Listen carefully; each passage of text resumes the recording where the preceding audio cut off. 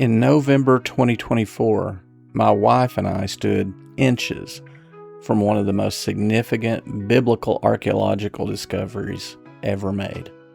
The Tel Dan Inscription sat behind glass at Armstrong Auditorium in Edmond, Oklahoma, thousands of miles from its ancient home. We stared at broken basalt fragments covered in Aramaic script, and I felt the weight of what we were seeing. This wasn't a replica or a photograph. This was the real thing. This ancient stela contained two words that provided the first undisputed proof that King David was real and not a legend. For decades, skeptics had dismissed David as a mythical figure like King Arthur. But when archaeologists found these stone fragments at a dig site in Israel, everything changed. A team found the first fragment in July 1993 at Tel Dan, an archaeological site in northern Israel. They were digging near the site's ancient city gate when they spotted a piece of stone with writing on it.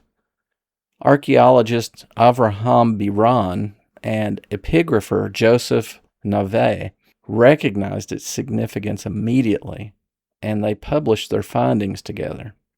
The team found two more fragments the following year in 1994.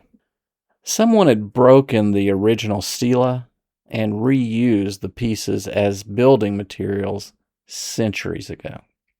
Where is Tel Dan? Tel Dan is the ancient biblical city of Dan, and it sits at the base of Mount Hermon in northern Israel. It's where one of the Jordan River's main sources begins. This site witnessed pivotal moments in biblical history. According to Genesis 14, Abraham pursued the kings who had captured his nephew Lot all the way to Dan.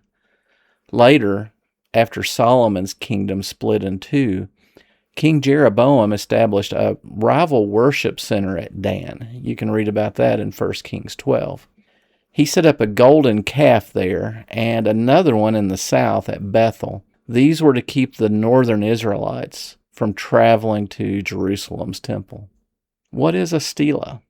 A stela, which is sometimes pronounced stele or maybe even stela, is a stone monument that ancient rulers erected to commemorate victories, record laws, or mark boundaries. Think of it like an ancient billboard carved in stone. Kings wanted everyone to know their accomplishments, so they placed these monuments in public spaces where people would see them. The fragments discovered at Tel Dan surprised researchers because they referenced a biblical dynasty that many scholars had doubted even existed. An earlier discovery, the Mesha stela, also called the Moabite stone, which was found in 1868, it also mentions the house of David. However, damage to the stone made the reading uncertain and heavily debated. Although recent research has confirmed the reading of the Mesha stela, the 1993 Tel Dan inscription changed everything because its text was clear. The inscription described a military victory by an Aramaic king, probably Hazael of Damascus. He bragged about defeating the kings of Israel and Judah in battle, but one phrase in that ancient boast changed everything. Line 9 of the inscription contains two Aramaic words that sent shockwaves through the archaeological community. The words were Beit David, and these words translate to House of David. This discovery mattered because minimalist scholars didn't believe David ever existed as a historical figure. Minimalism in biblical archaeology refers to an approach that treats biblical texts with extreme skepticism. Minimalists argue that most biblical narratives were invented centuries after the events they describe. They consider the biblical histories to be theological literature and not reliable historical sources.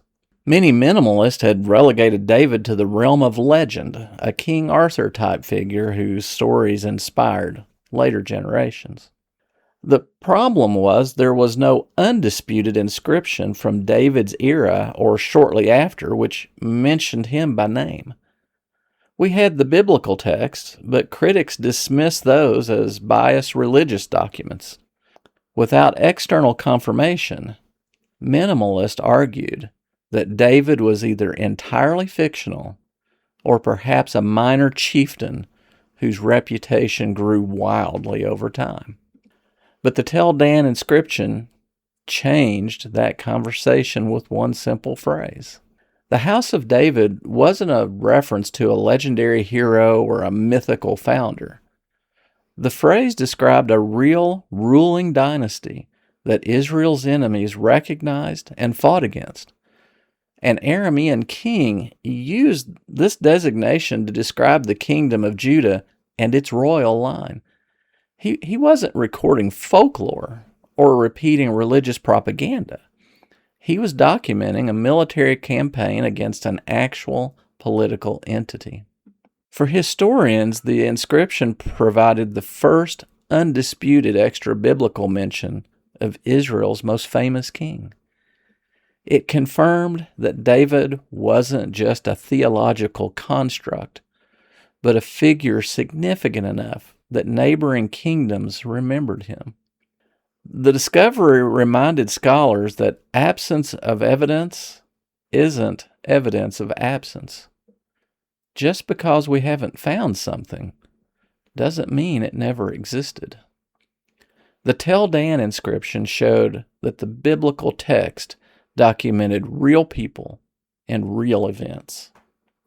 Unlike the disputed Moabite stone, the Tel Dan inscription's reading was clear and unambiguous. A few deniers attempted to dispute the translation of the Tel Dan stela, but their claims lacked credible foundation.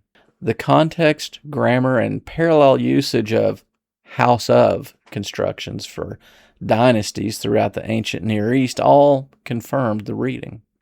The inscription dates to the second half of the 9th century BC, which was roughly 2 centuries after David reigned. This timing strengthens the case for David's historicity. Within 200 years of his reign, foreign nations referred to Judah's ruling family as David's descendants. Nations don't name dynasties after mythical figures. They name them after real founders whose legitimacy everyone acknowledges. The timing of this reference argues against the theory that David's reputation developed gradually from folk tales. Standing in that Oklahoma exhibition, I thought about the stela's journey. Aramean workers had carved it over 28 centuries ago. Israelites had smashed it at some point, possibly either smashed by King Jehoash or his son Jeroboam II. Ancient builders had recycled the fragments into a wall, and modern archaeologists had pulled those pieces from the ground. Now, my wife and I stood there, staring at words on a stone carved during the time of the kings of Israel and Judah. The inscription reminds us that faith and history intersect in tangible ways. That November day in Edmond, we saw history written in stone. 2 Aramaic words had survived 2,800 years as testimony to something important, but something we already knew from the Bible, and that is a shepherd boy who became king was real.